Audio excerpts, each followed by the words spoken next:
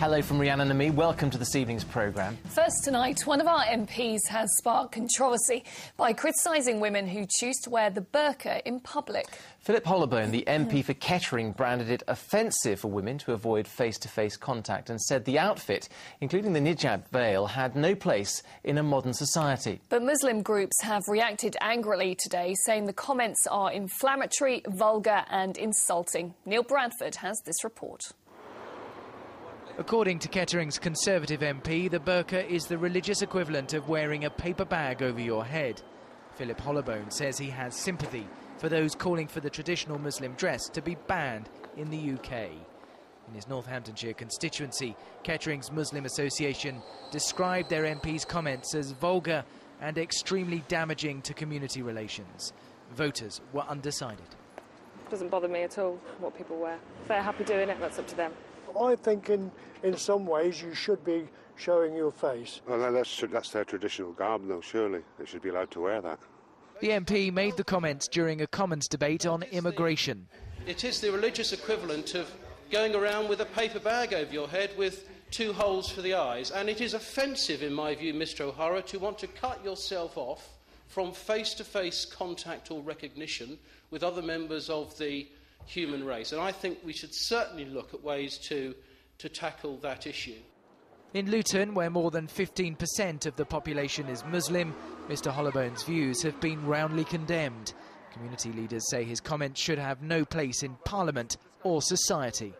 It is a rather extreme viewpoint.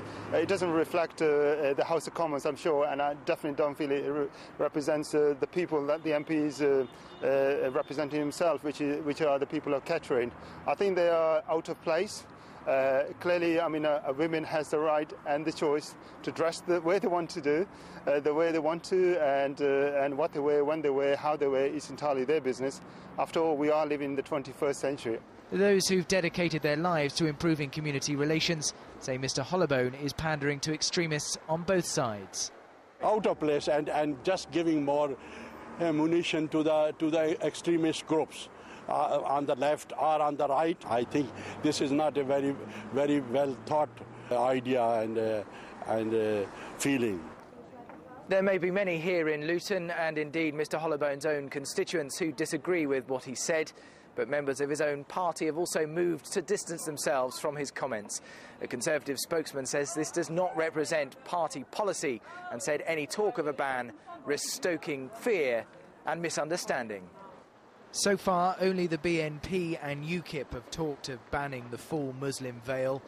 But in France, the Parliamentary Commission there is on the verge of drafting legislation, an idea that is no less controversial there as it is here. Neil Bradford, Anglia News, Luton.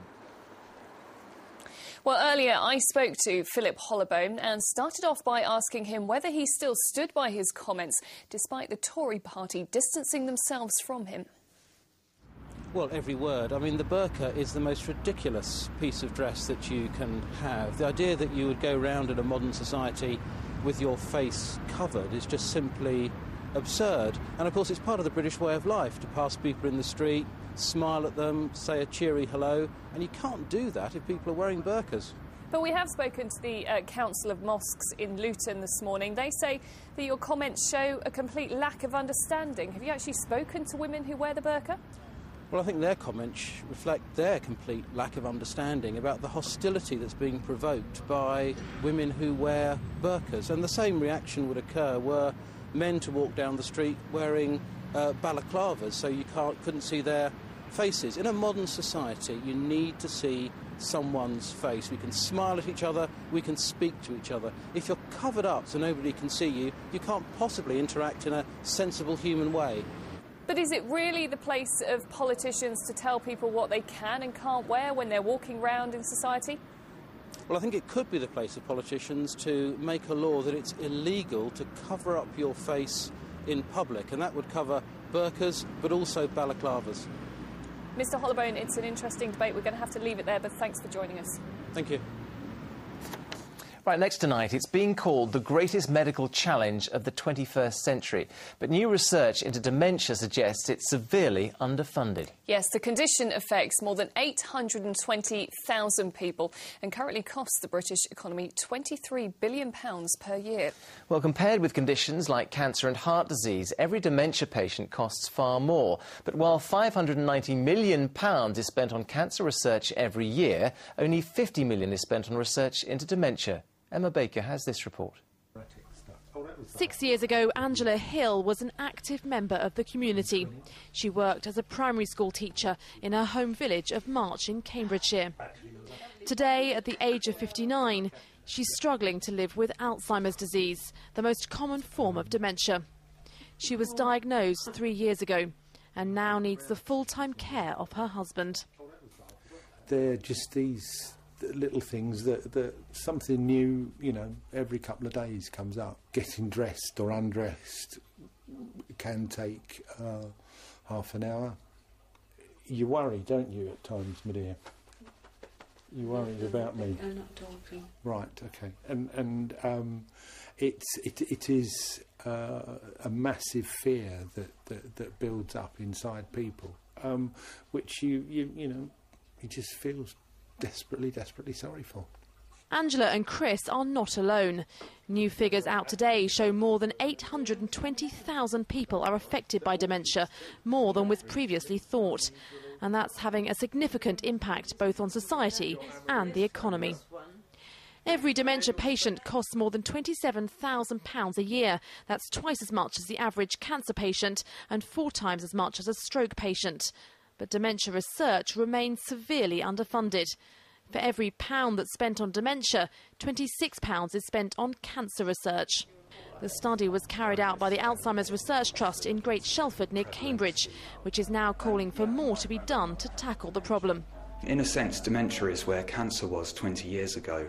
It's something that's been neglected for too long in terms of research. It's something that people haven't felt until very recently comfortable about speaking in public about. The issues surrounding dementia have been given more publicity in recent months after the author Terry Pratchett announced he was suffering from Alzheimer's disease. But many say there is still so much more to be done.